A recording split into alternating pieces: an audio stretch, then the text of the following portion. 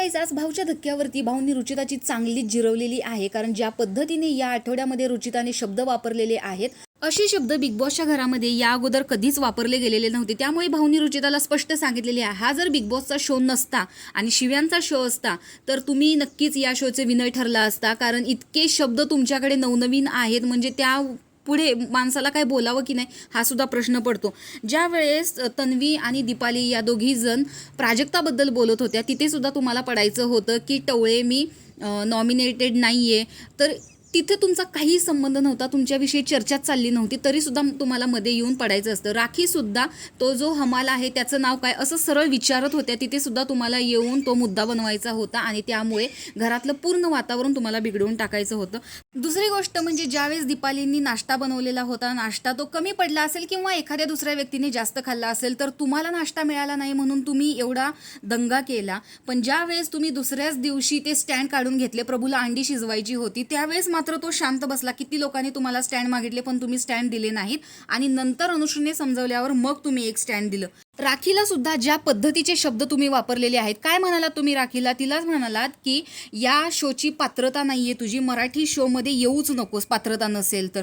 तिला बिग बॉसने आणलेलं आहे, तुम्ही कोण सांगणार की पात्रता नसेल तर त्याच्यामध्ये यायचं नाही? किती घाणेरडे शब्द ते. मूर्ख बाई. दीपाली ताई सुद्धा तुम्हाला छान सांगत होत्या की तुझी आई जर बघत असेल तर तिला काय वाटत असेल. तिथे सुद्धा तुम्ही आईवर जायचं नाही, माझ्या गुरुकुलवर जायचं नाही, अशा भाषेत तुम्ही तो मुद्दा पूर्ण वेगळ्याच लेवलला नेऊन ठेवला. टिवटिव्या, तुझं थोबाड बंद कर, पातळी नसलेली बाई, कॅरेक्टरलेस बाई, कुठून आणता हे शब्द?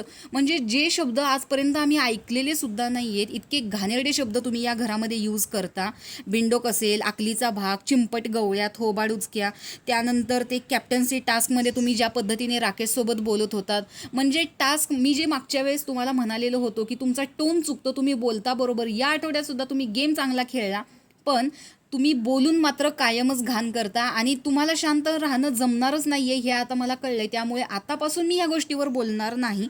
दुसरी गोष्ट म्हणजे ज्यावेळेस तन्वी बोलत होती बाहेर कॅप्टन्सीचा टास्क झाल्यानंतर, तो गाजराचा, त्यानंतर तुम्ही विशालला बसून आतमध्ये म्हणत होतात की हिचा आवाज मला ऐकू वाटत नाही आहे, कानात अशी बोटं घालावी वाटतात. तेव्हासुद्धा आमचं मत असंच असतं, ज्यावेळेस तुम्ही असं ओरडता, तुमचा आवाज आणि त्यांचा आवाज याच्यामध्ये काय फरक नाही आहे. फक्त तुम्हाला त्यांचा आवाज ऐकू वाटत नाही, त्यांना तुमचा आवाज ऐकू वाटत नाही. नुसतं क्याव क्याव क्याव तुम्ही ओरडत असता घरामध्ये, घराचं पूर्ण वातावरण बिघडवून टाकता.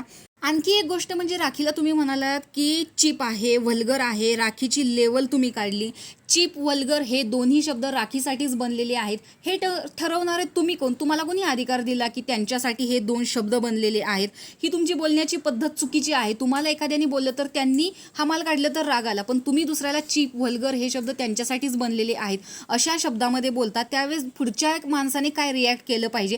तर अशा प्रकारे रुचिताची मस्त भाऊंनी शाळा घेतलेली आहे. तर रुचिताला भाऊंनी दिलेला हा धक्का तुम्हाला कसा वाटला हे कमेंट बॉक्समध्ये नक्की सांगा. अशाच भाऊच्या धक्क्यासाठी आणि बिग बॉसच्या नवनवीन अपडेटच्या रिव्ह्यूसाठी आपल्या चॅनलला सबस्क्राईब करा. तोपर्यंत बाय.